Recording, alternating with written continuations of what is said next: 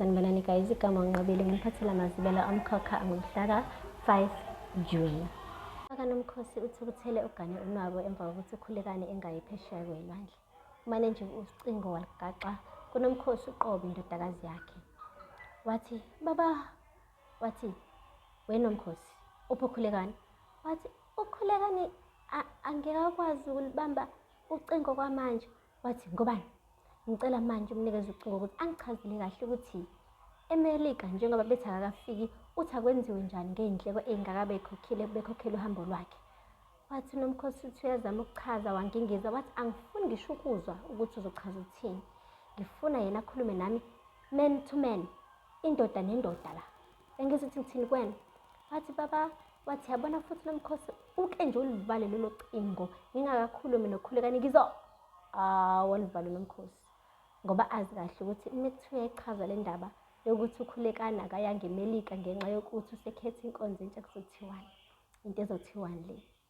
Hhayi-ke guys, phakathi kwayo-ke uhambile-ke naye waya khona koMthembu phela uyobika ukuthi uMaMzoba udubulekile, usesibhedlela nje, udla ngamapayipi ukwikhoma. UThembi batshela lolu daba, hhayi bonke bashaqeka babuza ukuthi ngabe kufika umuntu wazogqekeza yini. Kwathiwa cha, hhayi impela sengathi yilo mgulukudu omdlambila omenga uphinde wabuya wathuthuzama ukuvikela unobuntu. uMaMzobe engena phakathi kwakhe benomenga, umenga ephethe isibhamu, kwase wadubuleka yena uMaMzobe.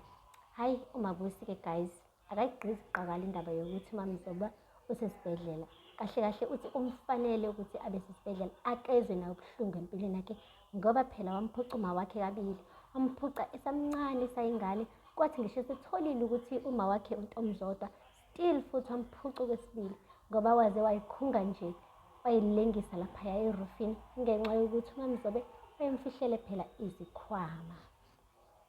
UNobuntu-ke ngakwelinye ihlangothi sekumele ashintshwe igama abizwe ngoXolisile ngoba uXolisile bakithi emva kokuthi unina phela adubuleke ngenxa yokuthi uvumele umenga ukuthi angene ophahleni lwakoGumede.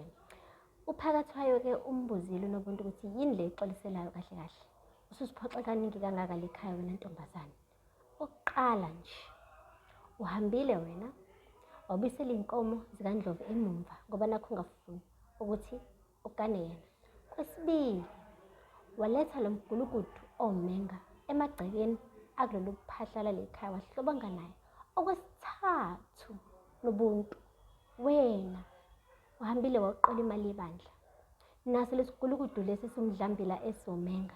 Hhayi wabona ukuthi akwanele-ke lokho, waphinde futhi wamletha okwesibili emagcekeni akuGumede kwaze kwadubuleka uma wakho. Yini ngampela exolisela kuzona zonke lezi zinto?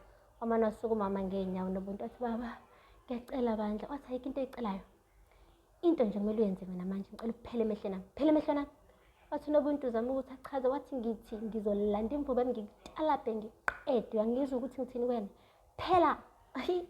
Wabona uNobuntu ukuthi ngampela kumele anyamalale emehlweni ngaphakathi wayo ngoba uthukuthele, hayi bo, uliganile unabo.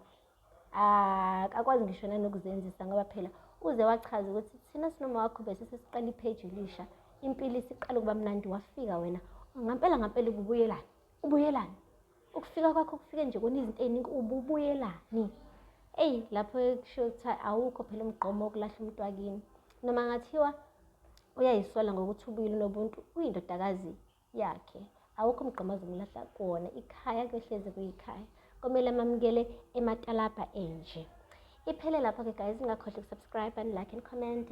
Until next time, bye.